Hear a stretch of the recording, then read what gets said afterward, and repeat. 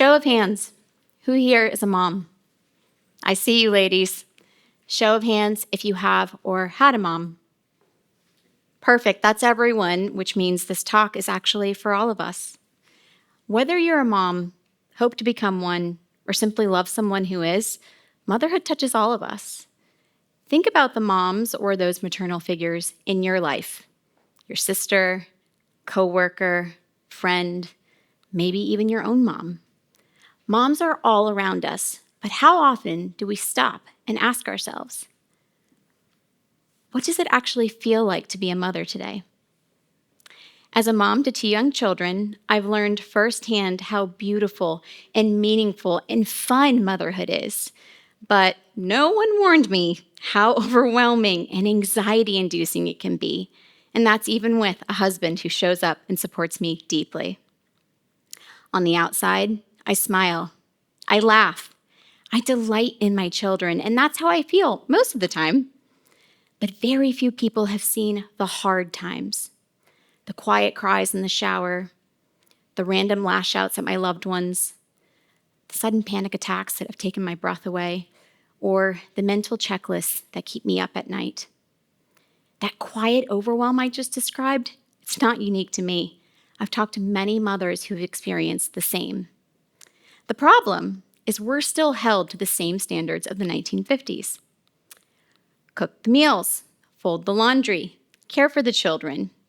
Only now, we're also supposed to be career-driven, manage school apps, juggle family calendar events, stay in shape, and be Pinterest-level organized while somehow having all of the answers. We're expected to be these superheroes or supermoms who do it all and never crack under pressure. And the pressure, it's everywhere. It's what we hear from older generations and family members. It's what we see on movies and TV. It's what we scroll on social media when we listen to the momfluencers who have everything figured out. But the harshest pressure, that often comes from within. Even if you're not a mom, you've likely met your inner critic. You know the one I'm talking about. The one who compares you to others and makes you question yourself at work or in your relationships. For moms, that voice gets even louder. It constantly whispers, do more, be more, give more. And when we fall short, which is inevitable, we're only human, we feel it. The mom guilt. It's the shame that mothers feel when they don't live up to their own or others' expectations as a parent. I deal with mom guilt all the time.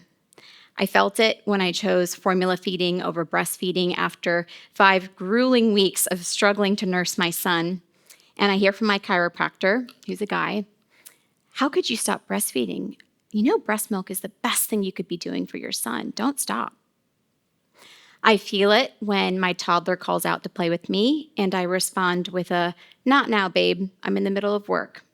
And I instantly see the disappointment on his face. I even feel it when I've had a long weekend with my kids, and it's a Sunday night, and I'm secretly ready and excited to send them to school and the nanny the next day. The guilt is sneaky. It shows up everywhere.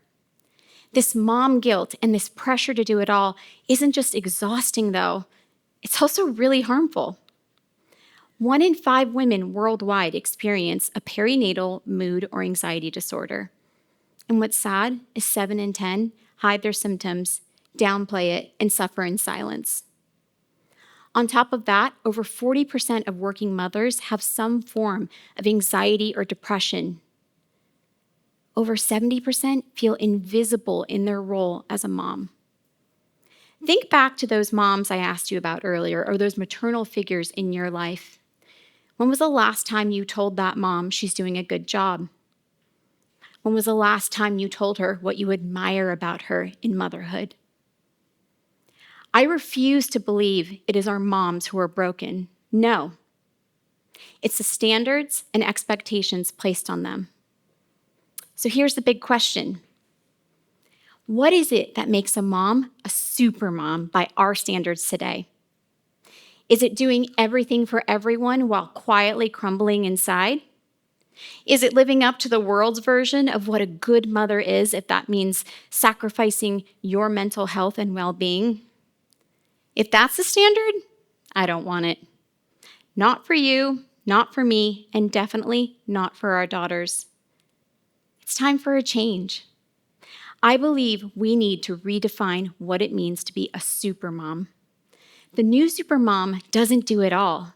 She does what matters most to herself and her family, and she is unapologetic in motherhood. The moment I had this realization, I felt free. I felt empowered to do motherhood on my terms, and my hope is that I can help someone else experience the same. Now, this new supermom, she has 3 key traits. The first is that she trusts her instincts. The second is that she asks for help boldly and without apology. And the third is that she does what matters most and lets go of the rest. Let's dig into each of these a little bit closer. Starting with the first. The new supermom listens to her inner voice, not Aunt Karen, not the momfluencer on Instagram, and certainly not her mother-in-law. Advice on motherhood is everywhere. Everyone has an opinion on everything. Formula feeding? You're giving up too soon. Screen time? You're being lazy. Too strict? You're scarring them. Too soft? You're spoiling them. The offhand comments, unsolicited advice, and constant stream of opinions will never, ever stop. But the new supermom, she knows how to tune out the noise. And she holds on to one truth. She knows herself and her child best. So, if formula feeding helps you reclaim your sanity, do it. If screen time gives you a much-needed break, take it. Instincts aren't something you're born with. They're built through experience, by staying close to your child and by being intellectually honest with yourself. And instincts don't mean perfection. You will make mistakes. You might snap in frustration because they've done something to annoy you. You might zone out during bedtime because you're thinking about tomorrow's to-do list. Those aren't failures.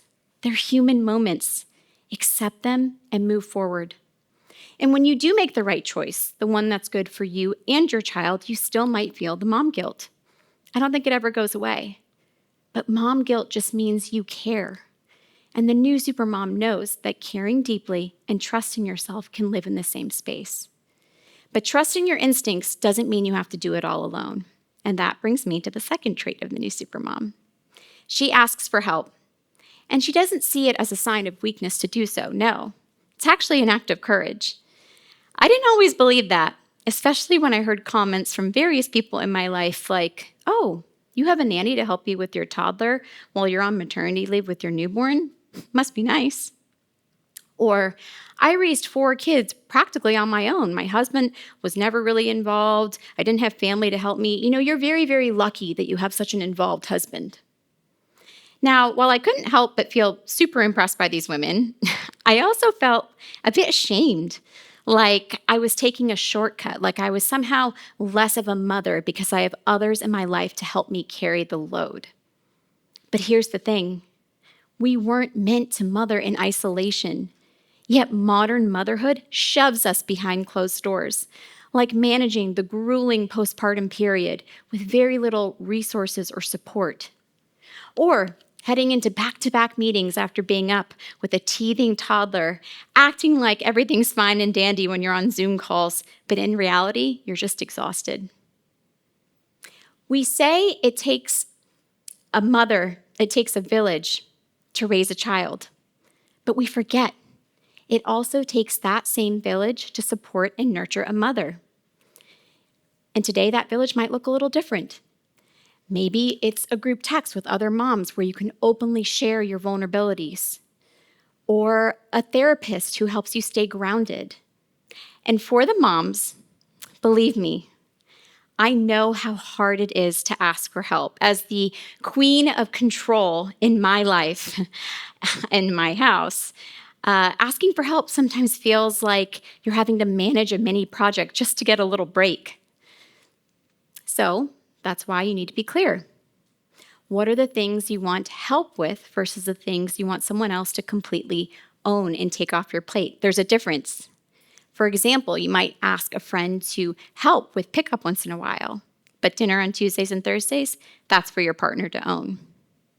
So be clear, delegate with confidence, say yes when someone offers, ask when you need it. Don't hope that they'll notice you struggling. Don't pray that they'll read your mind, because they won't. And this time, they won't have to, because you'll tell them. Asking for help, though, gives you more than just time back. It brings you clarity. And that brings me to the final trait of the new supermom. She does what matters most for herself and her family, and she has conviction in her decisions. Motherhood is full of trade-offs. There is only so much time in the day. The new supermom isn't afraid to say no in order to protect her yes. Let me repeat that. The new supermom isn't afraid to say no in order to protect her yes.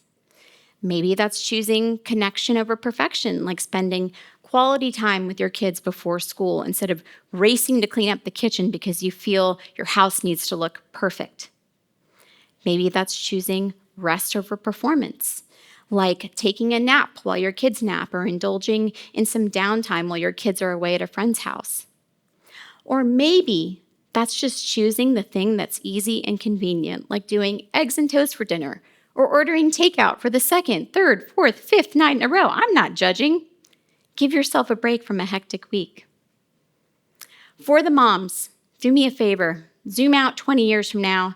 Picture your children there with their own children, reminiscing on their childhood, in particular, you. What do you hope they'll remember? That the kitchen counters were spotless? That she never missed a single parent-teacher conference or school event? Or instead, she really listened to us when things were hard. She taught us to find levity in every situation, even the tough ones. She showed us the importance of self-care. Now, everyone, pause. Think back to your mom or that maternal figure in your life. What sticks out the most from your childhood? The perfect home? The Pinterest-worthy birthday parties? Or was it how she made you feel? If we want our children to tell stories of mothers who are present, playful, and at peace, then we have to start living that story together today. Here's what I want to leave you with. Mothers are all around us, shaping the next generation of human beings. How we love, how we learn, and how we show up in the world often begins with her. So be the village. The next time you're out at a restaurant and you see a mother handing her child an iPad and you think to yourself, that is so lazy, she is rotting her child's mind, just stop.